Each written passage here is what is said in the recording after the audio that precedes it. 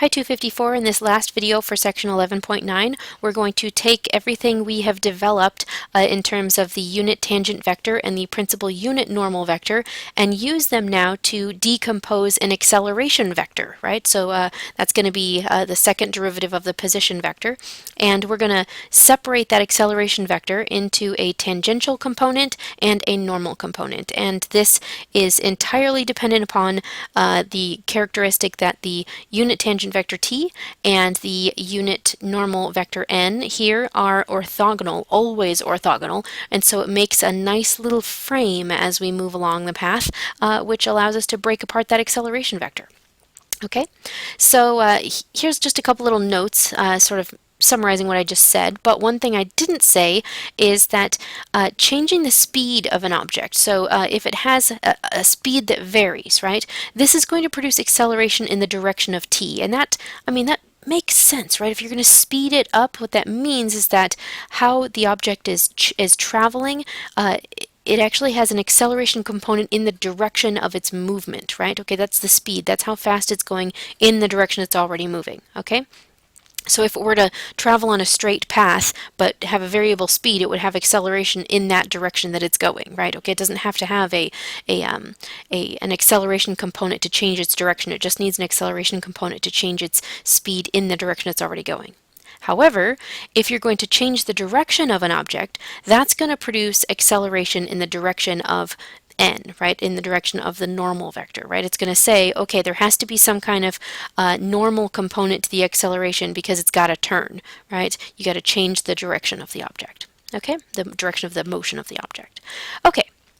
So here's how we go about doing this in terms of a calculation, and this is going to use quite a few parts of things we've already talked about before, okay? But here's what we're going to do. We're going to take an acceleration vector. That's what that A is right there, okay? And we've got this acceleration vector. It's for an object moving in space along a smooth curve, right? And there's going to be a tangential component to this acceleration, or acceleration in the tangent direction, right? And it's also going to have a normal component, or an acceleration in the direction of n, right, in the direction of the normal, okay?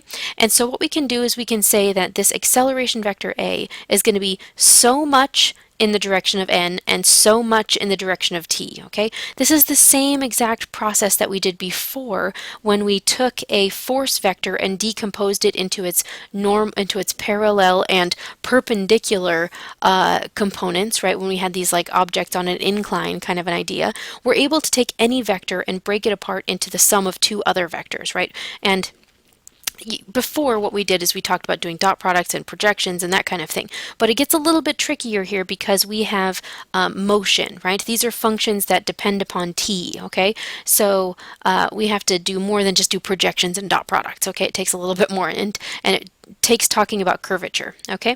So let's look at how these parts are found, right? So the normal component for this acceleration, this a sub n thing, of course it's going to talk about curvature, right? Because that's what the n vector is talking about, right? It's talking about, like, is it curving a certain way, that kind of thing, but it needs to be sort of tied in with what we did a couple slides ago with this this a cross v notation also, right, with this magnitude thing that we did before, okay?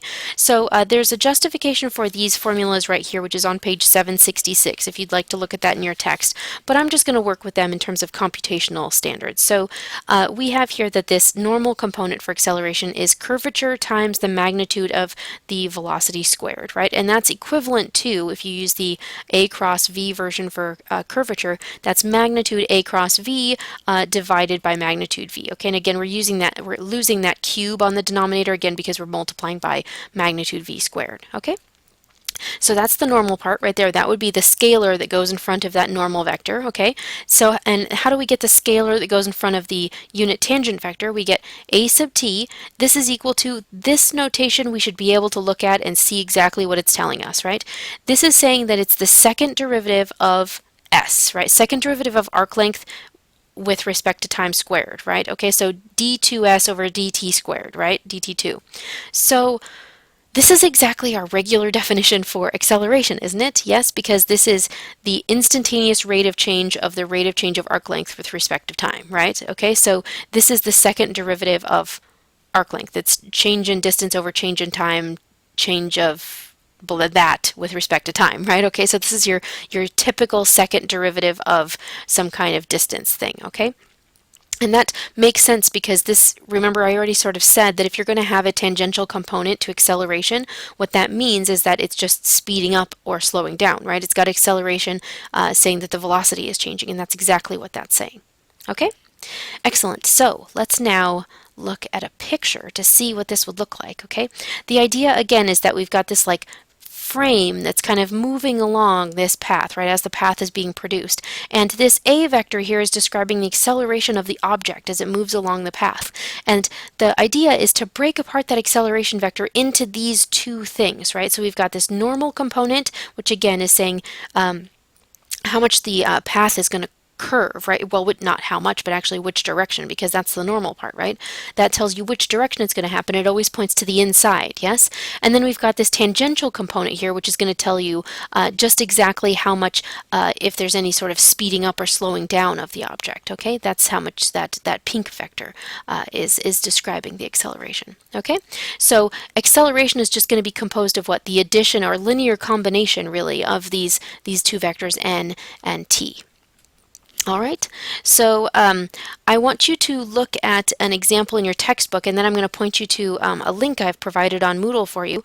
So I want you to read example number 8 in your textbook. That's on page 767. And when we come into class on Friday, we'll do an example, and then we'll do one of our quick quizzes so you get a chance to try these things out for yourself. But one thing I wanted to point out after you've read this example, right, after you've done this, okay, I want you to sort of jump over to our Moodle site for a second and look at the link that I've provided for us here in our week, whatever we're in here, 5, right? 4, week 4 outline here. Right under here, there's components of acceleration, okay? This link right here provides you with a maple output for somebody who's gone through and actually animated how acceleration can be broken down into its components. Now, you don't have to know all of the maple code or anything like that, but what is interesting is to see exactly what they're doing here. You can kind of read this as like a position function, right? So they're showing you the position, vector, showing you how the particle is moving along the curve, right? But further down, as we sort of read down here, this gets really cool, right? This is showing you the acceleration vectors, right? So all of these red ones are the acceleration vectors as the object moves around the path. This gets cooler. Keep moving down, right? What is this one? Okay, it's going to tell you what? Acceleration and velocity and acceleration. So those two vectors you have right there are showing you both the velocity, that's going to be the blue one, right, and the acceleration, that's going to be red. And notice that what happens is as you move into places where it's more linear, your acceleration vector disappears because you basically are not turning and it's moving at a constant speed, right? So right there, you're going to be losing some stuff, right? So let's see where we continue on down here. This is the moving frame where you're going to see you have the components of acceleration. See that title right there? Okay, and that's that little moving frame that moves along the path. And it's showing you the tangential component as well as the normal component as well as the acceleration itself, right? Excellent. And then I think you also have the second decomposition down here. Okay, but anyway, you can look at this thing, kind of check it out, see how much you can get out of it, but at least it gives you an idea of how this frame sort of is working and moving along.